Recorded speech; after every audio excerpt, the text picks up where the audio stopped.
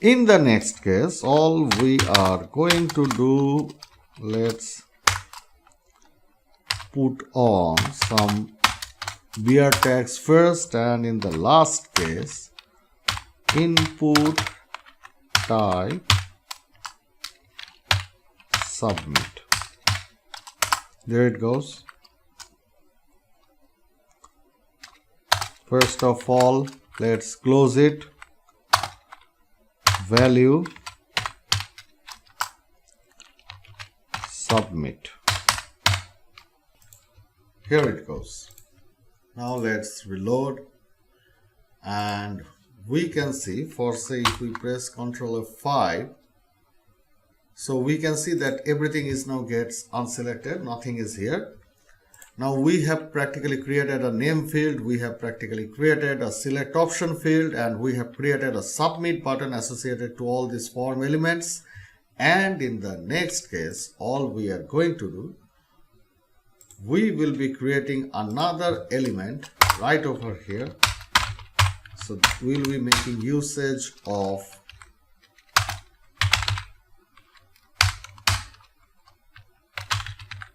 naming it.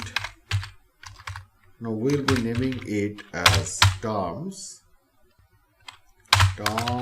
and conditions, and we will be creating a checkbox input type. So now we are about to create a checkbox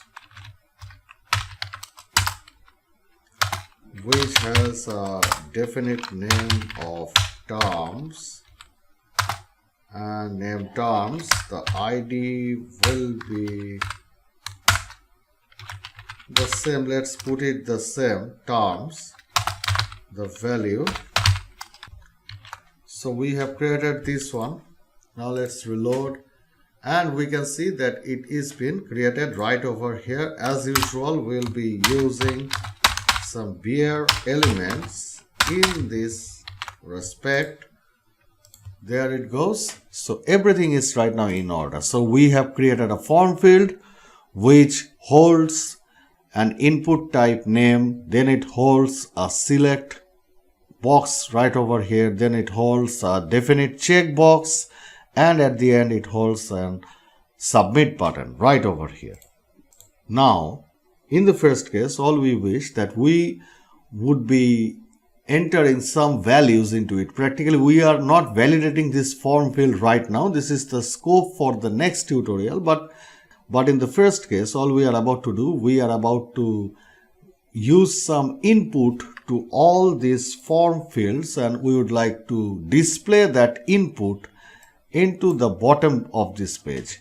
So that is why we will be now making usage of the very old ng model that we had made usage earlier. So we will be naming it as name user in the first case. So all it is going to do, let's create a paragraph tag,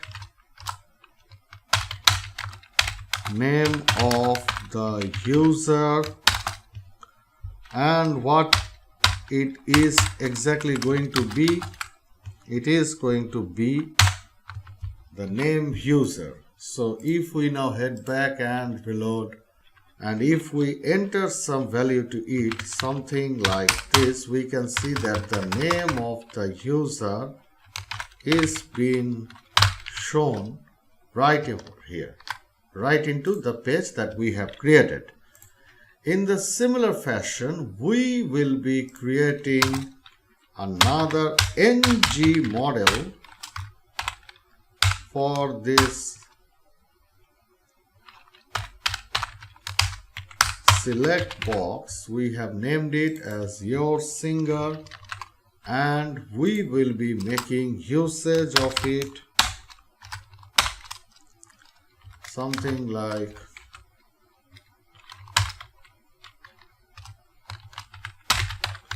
selected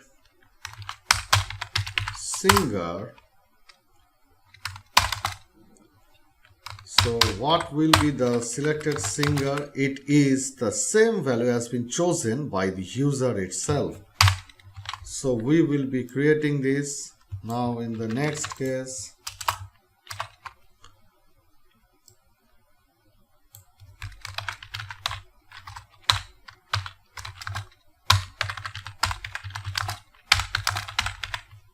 In the next case, this ng model here